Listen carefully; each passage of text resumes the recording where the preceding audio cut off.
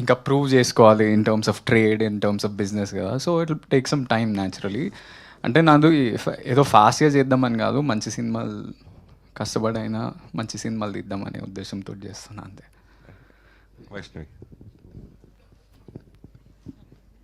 Sir ఎన్ని commercial సినిమాలు మనం చేస్తున్నా కానీ అవార్డు కోసం ఒకటైనా మనకి చేద్దాం అని ఆ వచ్చే సబ్జెక్టులు మనం కమర్షియల్ సినిమా పక్కన పెట్టి అవార్డు కోసం సినిమాలు చేస్తూ ఉంటారు కదా. అలా హీరోయిన్గా చాలామంది సాక్రిఫైస్ చేసి కొంచెం కమర్షియల్ ఎలిమెంట్స్ నుంచి దూరంగా వెళ్ళి, గ్లామర్స్ దూరంగా వెళ్ళి చేసిన సినిమాలు కూడా సందర్భం ఉన్నాయి. సో అలా మీకు అవకాశం వస్తే చేస్తారా? వాటి గురించి మీరు ఏం చెప్తారు? లేడు ఎనీథింగ్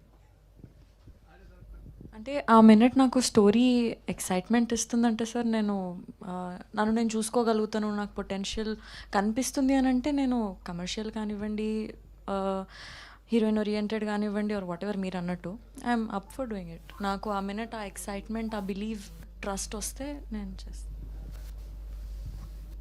ఎస్కేన్ గారు, మీరు నేషనల్ అవార్డ్స్కి అప్లై చేసేటప్పుడు ఏ కేటగిరీస్లో అప్లై చేశారు? మీరు ఏ కేటగిరీస్లో వస్తుందని ఎక్స్పెక్ట్ చేశారు?